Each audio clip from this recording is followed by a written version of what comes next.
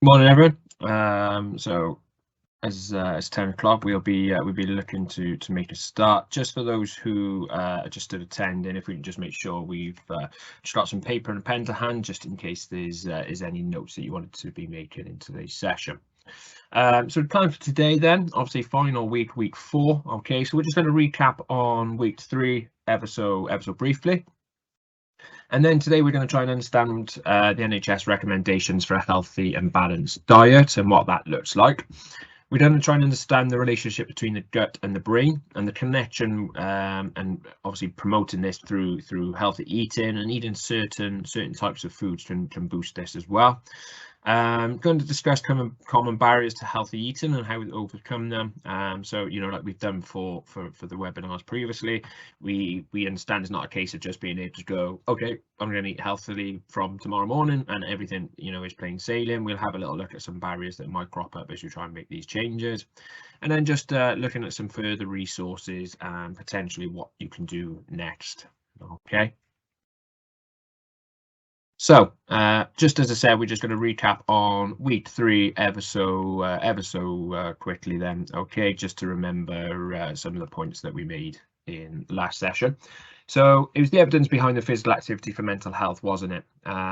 So, by exercising, we're releasing the serotonin, the endorphins, those feel-good factors.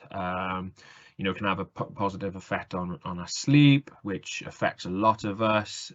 So lots of evidence behind, carrying out physical activity for mental health, okay? But just important to remember, obviously, it is for physical as well, okay? So it does very much link for the physical and the mental well-being. Physical activity recommendations. So, the moderate exercise, the vigorous exercise, including those 2 strength sessions in the week, trying to get the 3 sessions in, etc., being able to split the time if you needed to make it, more easier for yourself. And then any of those barriers to becoming more active, so instead of, just finishing work, sitting down on the sofa, what could you do instead to become more active? Looking at those barriers, like the cost, the time, and what we could do to try and overcome some of these issues that we could come across. So into week 4 then, okay, so food and mood we call the webinar. So as I said, looking at our mental health in terms of what we can change in terms of our diet. Okay, so how does healthy eating and drinking actually improve our health? Okay, so again, we feel less sluggish. Okay, so if we're eating a high sugar diet, that sort of thing, we can feel sluggish. If we're eating at the wrong time, even, close to bed, that can make us feel sluggish, which affects our sleep again. Improves our mood and concentration. Again, can reduce symptoms of depression and anxiety. For weight management, okay, and when we say weight management, it's not necessarily just about losing weight. It could be maintaining weight, it could be adding weight, so in all 3 aspects, by having the right diet can definitely work these areas, and it can improved brain function. Okay, and we're going to have a little look at some of these and how we can work it as we go. Okay, but just first and foremost, we're just going to hand back over to Ellie just to take us into our first Slido for today.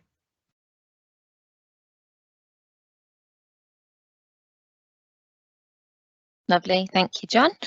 Okay, so I'd like you to answer this question on your screen now then. So how did you improve your physical activity over the last week? So those of you that can open Slido, please send over your answers now. And remember, anything you type will be anonymous, but it will be visible to the group. Or alternatively, you can use the Q&A panel if you're unable to access Slido, and I can read out those answers. So we'll just pause for a couple of minutes to see your answers then.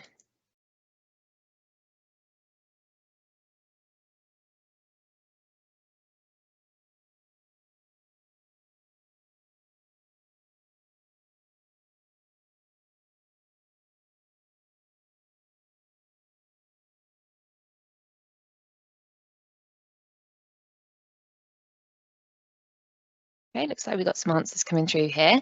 So someone's saying, I took part in 2 Pilates sessions. Excellent. Okay. Pilates is a really, really good one because it's really good for kind of strengthening that kind of mind-body connection as well, and really focusing on your breathing and things like that, as well as the kind of more physical health aspects, like, you know, strengthening your core muscles and things like that as well. So that's really, really good exercise to start doing.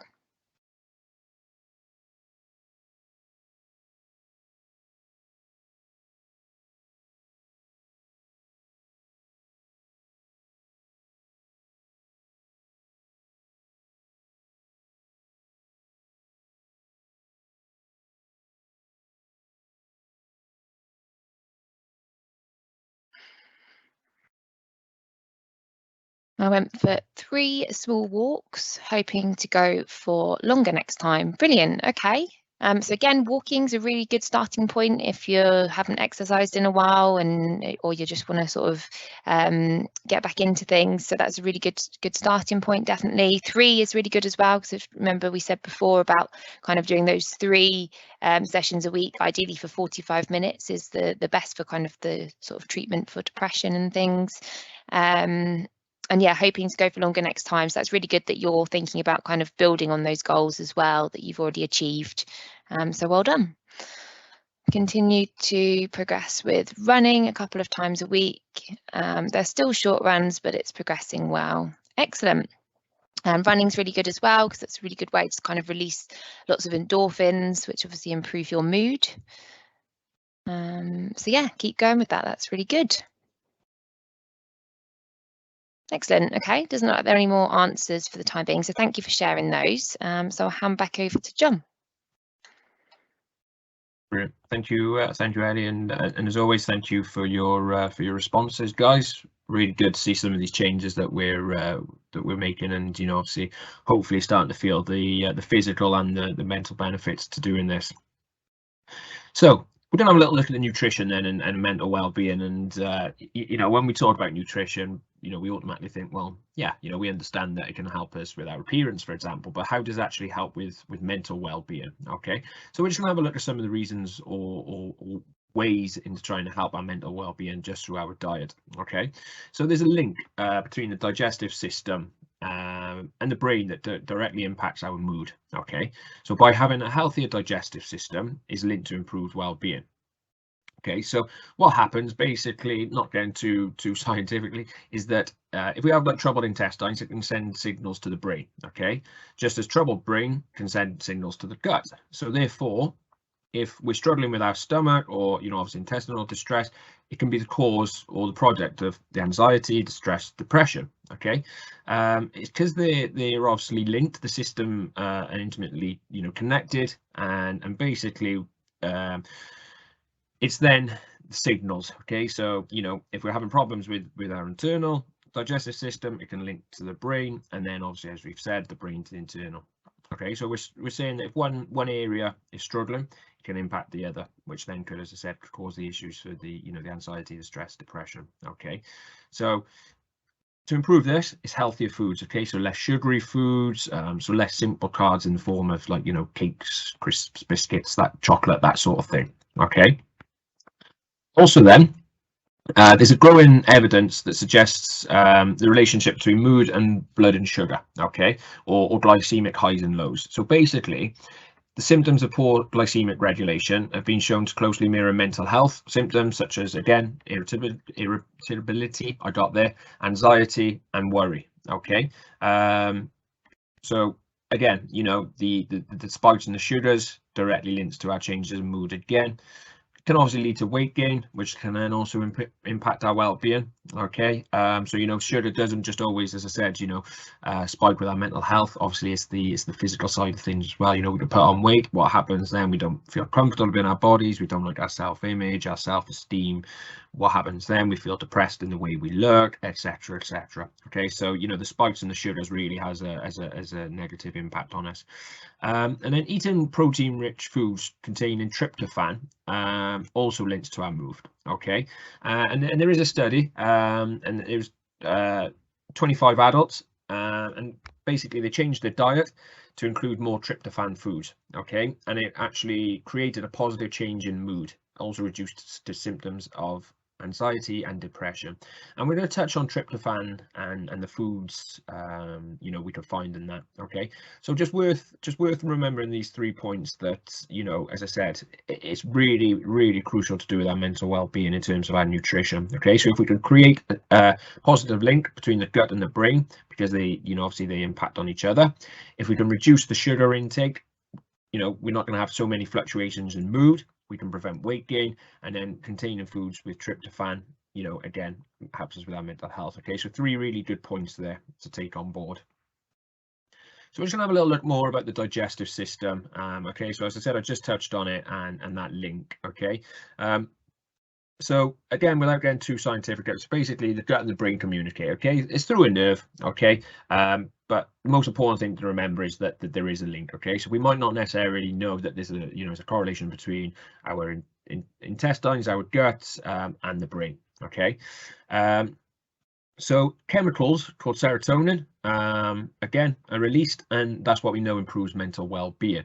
Okay, so healthy foods promotes good bacteria, which then increases the serotonin production. Okay, and when we're producing good bacteria, we feel better. Okay, we feel more positive about things as well. Okay, so in particular, a good one for this is fiber. Okay, so fiber in particular feeds the good bacteria in the gut. Okay, so like your whole grains, your fruits, your veggies. Okay, whereas on the other hand, sugar or fast foods, convenience foods, that sort of thing, typically feeds the bad bacteria. Okay, so again, just remember about feeding the good bacteria to promote that mental positive health. Okay, so as we said, then the processed and refined foods forms bad bacteria. Okay, so you know, a point is that we allow ourselves, we've been good all week, we allow ourselves that Saturday treat. Okay, watching, I don't know, I'm a Celeb starting soon with our favorite takeaway. Yeah, looks great, feels great, but how do we feel afterwards? We tend to feel bloated, sluggish, might even feel a bit down because you're thinking, oh, oof, you know, I shouldn't have ate all that, for example. We're not saying you can't reward yourself, because we can, you know, and that's what one of the things is that we've pointed out in previous you know, weeks on the course. But it's just remember those feelings that if we're eating a takeaway every evening, do we want to feel those emotions every time? Once a week, you know, once in a blue moon, it is not too bad for us then. Okay, and how do we improve the serotonin production? By eating a more balanced diet. Okay, so you know, it's not rocket science. We don't need to do loads of different diets or fad diets, whatever you might find out there. It's just about eating a more balanced diet. Okay, and it's about trying to achieve balance between the things we enjoy and the things that keep us healthy. Okay, it doesn't, you know, it doesn't have to be boring. As I said, we allow some treats in there. Okay, but you know, to produce that serotonin production, we're just trying to eat a more balanced diet. Okay, and when we talk about a balanced diet, what does this actually look like? Okay, so a healthy balanced diet is an important part of maintaining obviously good health, and it can help you feel at your best, as we said, because you're producing that serotonin, those feel good factors. Okay, and basically it means eating a wide variety of foods in the right proportions, consuming the right amount of food and drink to achieve and maintain a healthy body weight. Okay, so as I said, you know, it's not complicated. It's not about eating this at this time, that at that time, only eating between the hours of this and that. Okay, it's about just maintaining a healthy, balanced diet. Okay, breakfast, lunch, dinner, snacks in between, healthy, etc. Okay, so you see lots of types of diets out there. You know, no carbs, no fat, only eat this, don't eat between these hours. Ultimately, we can achieve everything we need to by just having a balanced diet. All right.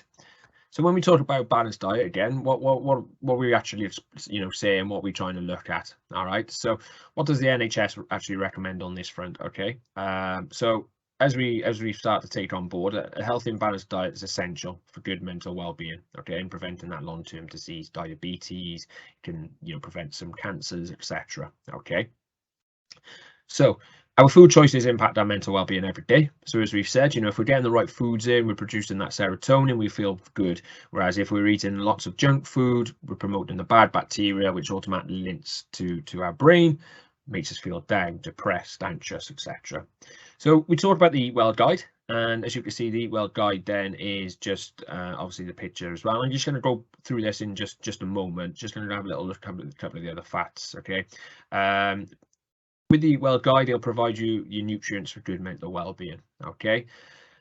We get a lot of questions around supplements, but what we tend to say is that it's not a substitution for a poor diet. So, you know, for example, if you're not eating enough protein, for example, you know, can I have a protein shake? Obviously, it can help with, you know, obviously muscle growth, etc. But we would never say to substitute a food for a supplement. Okay, so when we look at the Eat Well guide, then. As you see, you've got your sections. Okay, so your green is your fruit and veg, your orangey yellow is your carbohydrates, the little purple section then is your you know, your fats, your oils, and your spreads. You've got dairy alternatives, your protein, and then down in the little left hand side, your junk food, let's call it. And then obviously, as I said, the importance of water as well. Then we all well, you know, majority don't drink enough fluid. Okay, so it's really important to try and drink 6 to 8 glasses of fluid a day. Okay, it can include obviously teas, coffees, etc. But obviously, you know, the more we drink of those, the more caffeine, etc., which leads to other issues then as well. Okay, and fruit juices, smoothies, etc., we only actually recommend to drink 150 ml a day, just purely because when you like blend it, you release the sugar, so that can actually become bad for you. Whereas obviously in whole form it's fine then. So whole apple is fine. Obviously, as soon as you puree, etc., you're releasing the sugars. So that's why it's only at 150 ml. So when you see a big bottle being sold, it says 5 a day. Realistically, we should only be drinking 150 mils of it. Okay, so just some tips then. Eat regularly. Okay, so skipping meals can cause a dip in your blood, which your blood sugars, which as we know now affects mental health. Okay, so whole grain cereals lower on the glycemic index then as well. You know, they absorb slowly, can prevent mood swings, can make you feel fuller for longer. Try and include oily fish if obviously if you eat fish, because again it contains omega-3 and it can help reduce like symptoms of depression, etc. You've got your protein, so try and include some in each meal. So obviously that is meat, but then obviously you've got things like lentils, chickpeas as well then that contain protein, and it just ensures a constant supply of tryptophan then as well, which as I said we're going to touch on shortly then. Okay. We look at alcohol just ever so briefly, and obviously alcohol has a depressing effect on a brain. So in small amounts, yeah, it can obviously make you feel relaxed, etc. But long term, obviously the health impacts to it then as well. Okay, and as we said at the start, moderation is key to all of this. Okay, so try and include obviously some of the main groups in each meal. You know, and as I said, this is available from the NHS website as well, and it can give you recommendations into like how much, etc. as well then. So we talk about complex carbs. Okay, so complex or whole grain carbohydrates contain fiber, which feeds the good bacteria in your gut. Okay, I will say it again, as we know, our gut and our brain are closely linked. That's what we want to be doing. Okay, so regular portions of complex carbs can help reduce fluctuations in blood sugar and therefore mood. Okay, so like whole grain or complex carbs, you know, we're talking about your pastas, etc. then as well. Okay, so try and make up a third of your daily diet with complex carbs. Gram for gram, they contain fewer than half the calories of fat. And as we said, you know, potatoes or whole grains such as bread, your pastas, so like the brown alternatives, basically, you know, your brown rice, your brown pasta, etc. Okay, so we will touch on it. A lot of people, you know, no carb diet, low carb diet. It's like anything, you know, if you eat too many carbohydrates, you can put on weight, just like if you eat too much, you know, protein, you can, etc. So it's about moderation. Okay, we wouldn't recommend obviously not necessarily having carbohydrates because it's the main energy source as well, so main energy fuel. You know, so if you're already lacking in energy, etc., you know, we would recommend you know, carbohydrates in your diet. So fruits and vegetables then. So unprocessed. So again, you know, when they're not smoothied, etc., they again feed the good bacteria. Okay, so you can see a lot of this linked is about the foods that we can't eat that promotes that good bacteria. You know, and I do apologize, I almost sound like a little bit of a broken record, but by just getting these foods in really does have a benefit, you know, as a positive impact on our mental well-being. Fruits and veg also contain vitamins and minerals that can help improve and maintain energy levels. Again, there's supplements out there we would never suggest, you know, swapping. We would suggest having, you know, the food option. We should aim to at least 5 portions of fruit and veg a day. Okay, if we're struggling, try and obviously just top up, you know, every couple of days. Just try and include it every meal time, for snacks, mid-morning, mid-afternoon, whatever it may be. Let's have some fruit, some carrot sticks, etc. A portion size is you know, approximately the size of your fist. You know, so an apple, if you're having grapes, just think of like a handful, or around 80 grams. So with fruit, fresh, frozen, can all count towards our 5 a day, but obviously just be careful of the fruit in the can that can, you know, is in syrup. You know, because obviously again, you know, by the time you pour the syrup out with the fruit, lots of sugar then. Okay, but then as we said as well, try and avoid 150 mils. That's maximum for the smoothies, because as I said, it's processed and you're releasing the sugars from it then. So tryptophan, we've heard about it. Let's see what it actually is then. Okay, so tryptophan can boost serotonin production, which can improve how you feel. Okay, so again, the serotonin and the feel-good factors. So, you know, by including that tryptophan can boost how we feel. So it's tend to be found in higher protein foods. You know, so your meat, your eggs, etc. So protein then can also help us manage weight and recover more quickly from physical activity. The portion should be approximately a quarter of your plate. Okay, and as we said, then tryptophan, chicken, eggs, cheese, fish. It is also in, like, you know, nuts, seeds, etc. as well, because they contain proteins as well. Okay, so the more we can boost the tryptophan in our diet, obviously the more we can boost the serotonin production. In turn, it improves the way we feel. Okay, you know, obviously if we're you know, vegetarians, vegans, it's just about trying to find those alternatives. So as we, you know, as you can see, you've got tofu, for example, you know, seeds, different types of seeds, etc. So, you know, it is for everybody, can boost the tryptophan factors that are in our diet then. Okay, so it's when we talk about, obviously, you know, the serotonin production, it's through a combination of whole grain, okay, those complex carbs as we talked about on the previous slide. You know, eating this alone won't necessarily see the difference in the carbohydrates. That's why we recommend the protein factor with it then. Okay, so we're just going to go into a Q&A break. I know I've thrown a lot of information you there over the last few slides, so please, any questions, Ellie's going to pick up, and so please fire them over. Lovely, thank you, John. Okay, so we'll just pause for a couple of minutes to see if you have any questions. Remember, I will read out any questions to the group so everyone can benefit. So yeah, please pop them over to us now.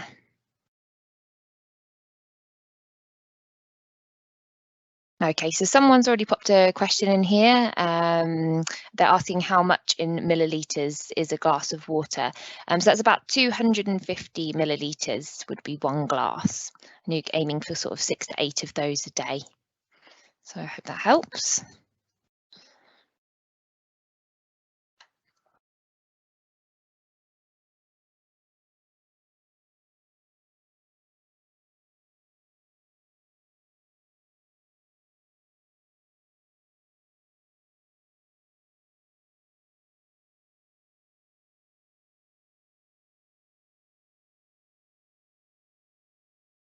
Okay, just wait another minute or so just to see if there's any more questions. You'll have some more time at the end to ask any questions as well.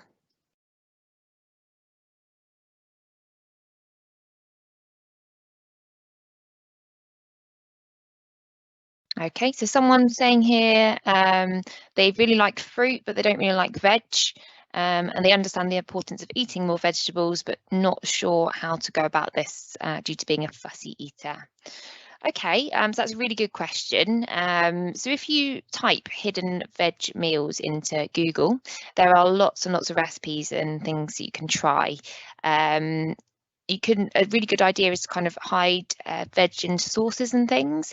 So you can sort of like blend it into maybe a pasta sauce. You can add lots of different colours and things, blend it into sort of like a tomato-based sauce.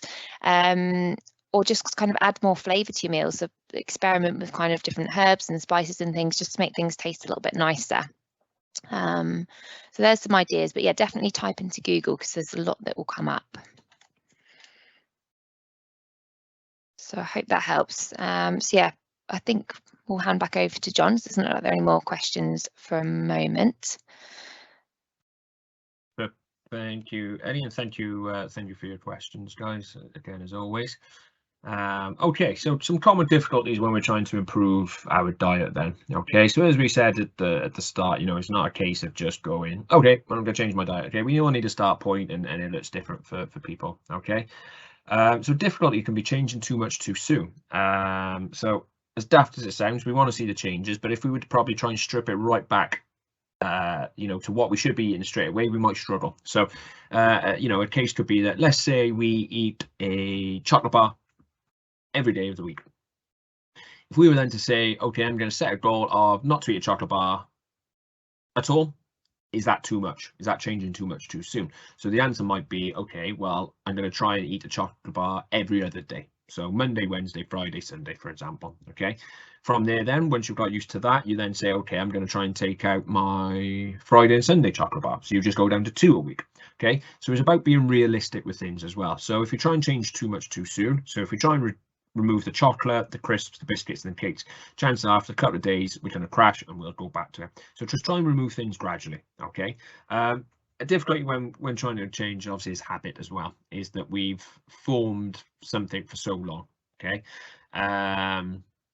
So we've done it this way. There's been nothing wrong, you know, I've been doing it this way for years. I don't need my fruit or veg. Okay, we understand that some people can be in that situation. Okay, but if that's the case, how do you just take a moment just to think how you see your mental health from it as well? Okay, you know, do you worry about things? Do you feel down? Do you feel depressed? Do you feel stressed? Or could some changes to your diet be you know, a good starting point? So we say about cost. Okay, you know, there are ways around it. So could be that you know, we batch cook, we buy in bulk, batch cook, and we got ready for meals then. It works out cheaper. Okay, as we said at the start, we can buy the frozen option. So the frozen veg, for example, is just as good as the veg off the shelves. Okay, so there is ways around it. You know, but then also if we're thinking, if we're eating a takeaway a few nights a week, you know, takeaway for two, let's say, I don't know, 20 quid, let's say, what could you buy for that instead? You could probably make a lot more meals, you know, so we can be cost effective with things as well. The environment, so, you know, the people you live with, people around you, for example, you know, if they're not willing to change ways, then you might struggle. You know, the environment, if it's fast paced at home, the ready meals might be the convenience. So it's about just trying to schedule that time for that. If somebody else, you know, is not really interested, it might be trying to bring them onto the journey with you. Okay. And then the taste and reward things. Okay, food is enjoyable, but obviously too much of it, the wrong foods can be bad for us. Okay, so as I said, we're not saying take everything out, but we're you know, what we're saying is about being realistic with the bad foods that we should be eating less of. Okay,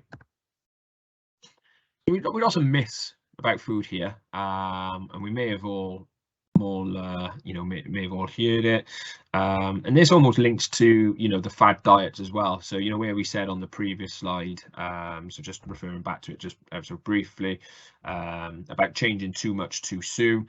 You know, these fad diets are these myths as well, you know. So no carbs is one there, you know, only eating between certain times, etc. Okay, so there's lots of myths about food. So as we said, carbs are bad for us.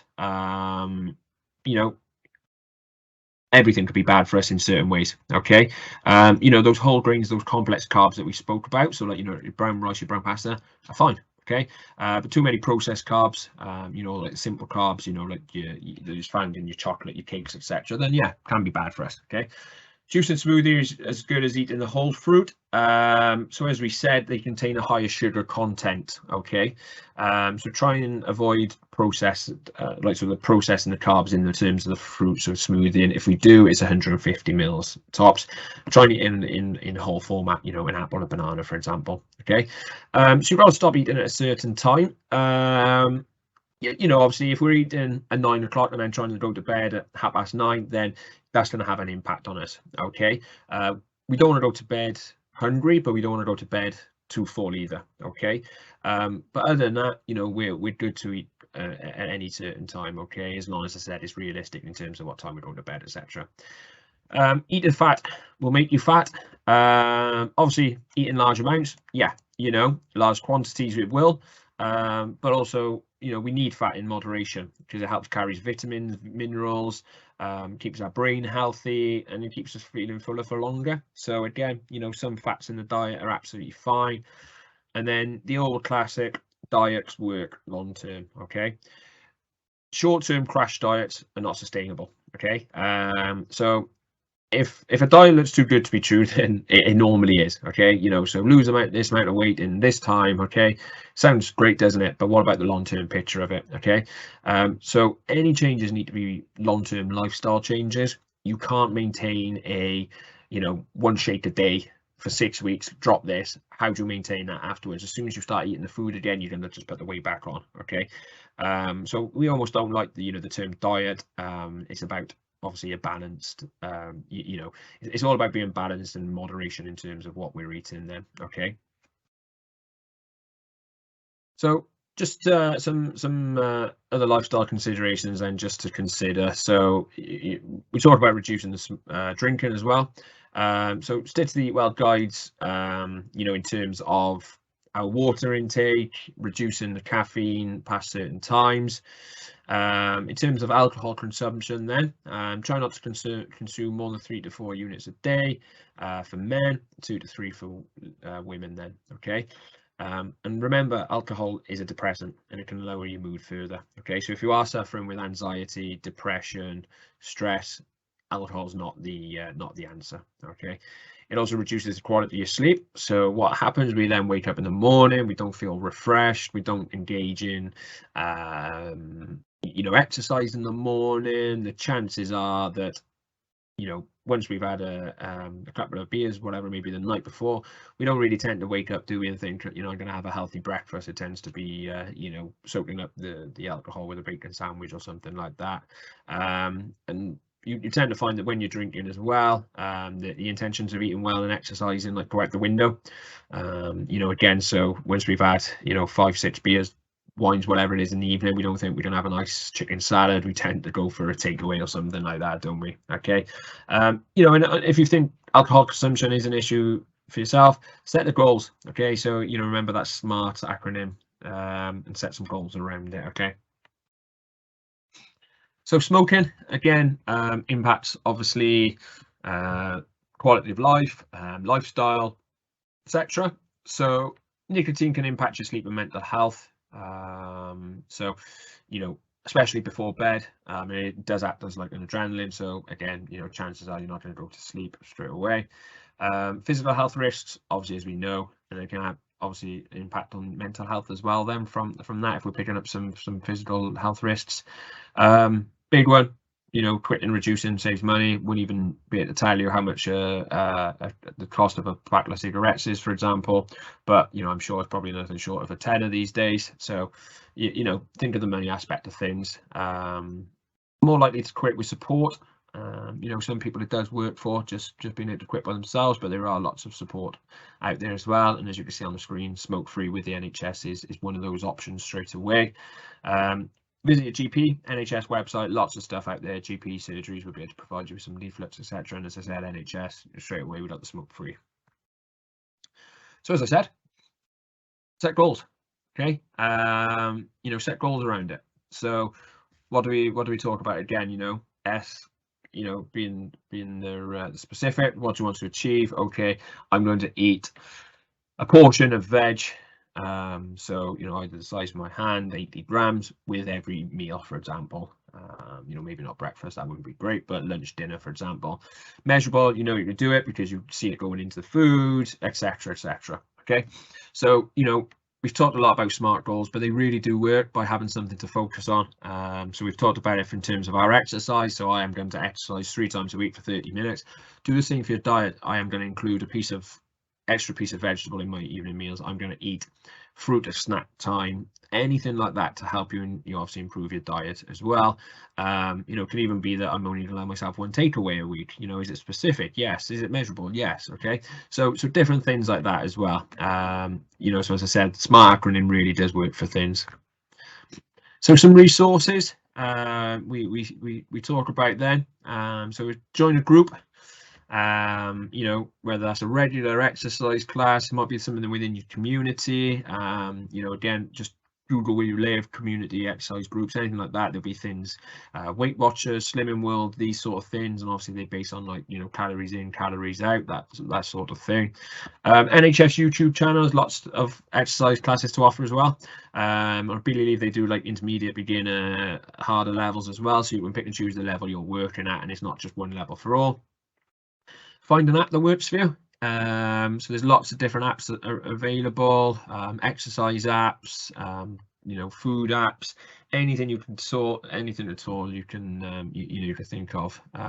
You know, good website, BBC Good Food, that sort of thing. You can input what food you like and it'll come out with meals, lots of different options. Okay. Healthier Families website allows you to search the healthy recipes, track sugar, really good app. Okay, and again, I'm sure I'm right in saying, you know, you can use a barcode on there and scan foods and it'll tell you how much the sugars, salts are in there.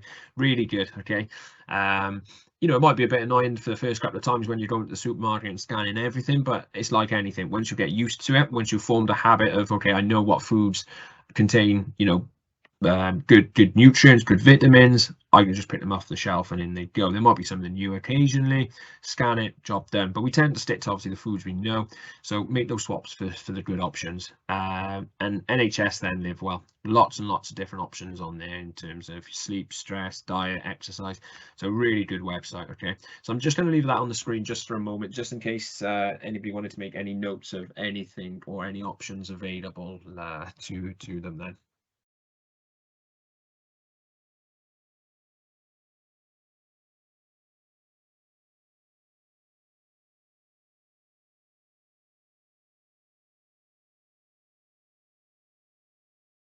Perfect. So if you remember, we asked this at week 1. Okay. Hopefully we all have a recollection of it, or we made notes on it. Okay. So week 1, we asked you to how you rate your lifestyle. Okay. So what I'd like you to do is just think about where you would now see it. Okay. And as I said, it could be just a couple of small changes, or, you know, from a 1 to a 2, 2 to a 3, and that's fine.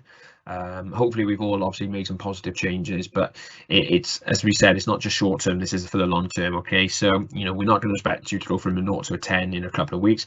It's the progression and the work you put in now over the next few weeks coming. So where are you at now? And then what do you plan on doing to continue to make these changes? Okay, is it using the SMART goal? Is it to carry exercise? And is it to look at your diet and go, okay, how can I, you know, how can I improve this, for example? So again, just going to give you a moment just to work around that.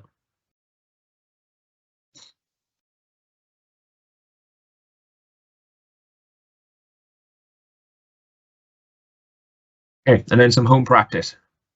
So continue to make changes to create those healthier lifestyles for yourself. Okay, write this down if needs be.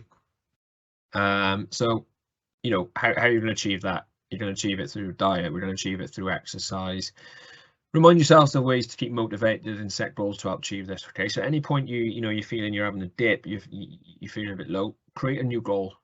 Find something that works for you. Find that motivation. Is it intrinsic? You know, have you got that enough motivation for yourself to be able to make those changes? Do you need some help from an extrinsic point of view? and just check in with yourself every 4 weeks just to see how you're getting on with your progression. So use the, where are you at, where do you want to be, where are you going, etc., as the previous slide just showed. Just use that. It just allows you to keep track of your progress, see if you're improving. And as we've said before, if we keep track of progression and we just see we're making changes, we're more inclined to stick at it then as well, because we can actually see we're doing better and we're feeling better about ourselves. So just going to hand over to Ellie once again. Lovely, thank you, John. So this is our final Slido then. So how can you make healthy lifestyle changes for life? So those of you who can open Slido, please send over your answers now.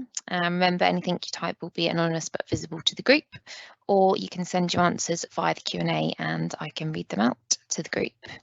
So we'll pause for a couple of minutes to see your answers.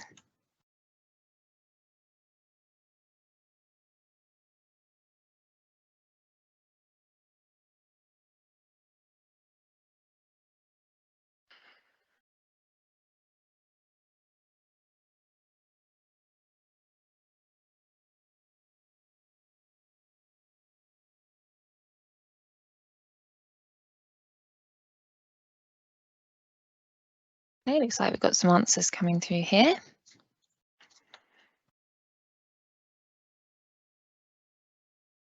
So taking part in exercise 3 times a week and making sure I'm eating a balanced diet. Brilliant. So it sounds like, you've already started to make some really good changes there. So it's just kind of maintaining those now, and definitely focusing on the exercise and diet side of things is going to really set you up for success. So that's really good.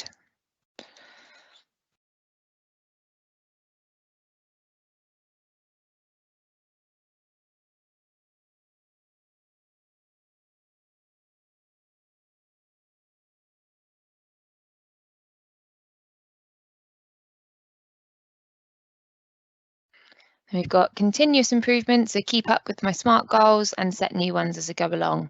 Yeah, brilliant. So as John was saying before, just set some goals, and then after sort of a month or so, you might want to check in with those goals. If you have been achieving them, then great. Make sure you do sort of reward yourself.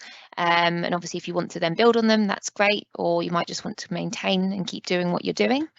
But it is really important to kind of continuously sort of check in with yourself. So that's really good. Use bad food as a reward for eating well. Use bad food as a reward for eating well. Exercising instead of having it for the sake of it. Exercising instead of having it for the sake of it. Okay, I'm not sure I understand what that one means. But yeah, in terms of the reward with the sort of food side of things, yes, as John said, it's okay to allow sort of treats in moderation, and it's fine to kind of reward yourself with food, but maybe think of some other ways you can kind of reward yourself as well, that aren't just food related, is a good idea. And exercising instead of having it for the sake of it. So I'm not entirely sure what that part means, but yeah, obviously continue to exercise for sure. Okay. So it looks like that's it for answers. So I think we've got a Q&A now. Lovely. So this will be your final opportunity to ask questions on this programme. So please pop over any questions you have now and I'll do my best to answer them.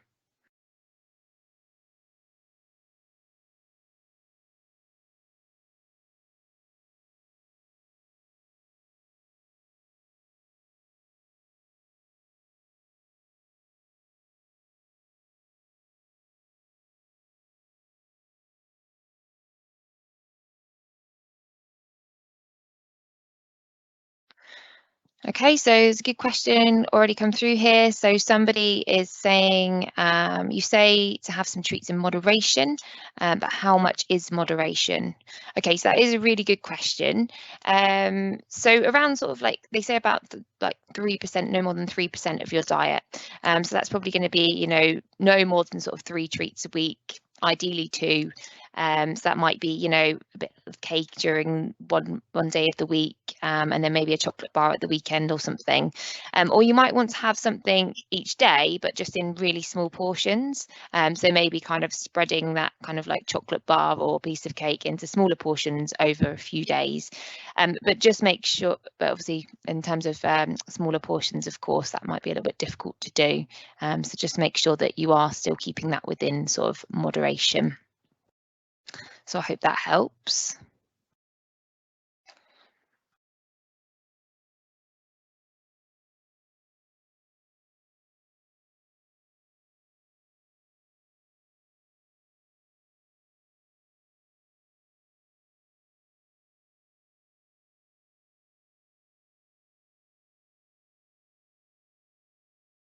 Okay, so it's a good question coming through here about kind of proportions of food groups. John, are you able to go back to the Eat Well guide, please?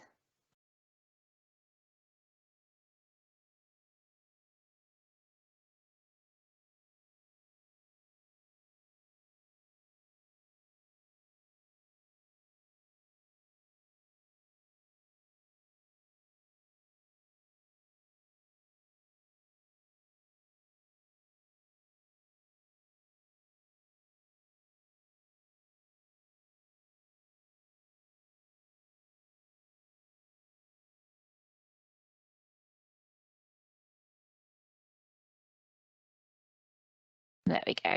Perfect. So yeah, the Eat Well guide is the best way to kind of do this. So just kind of visualize that as your plate.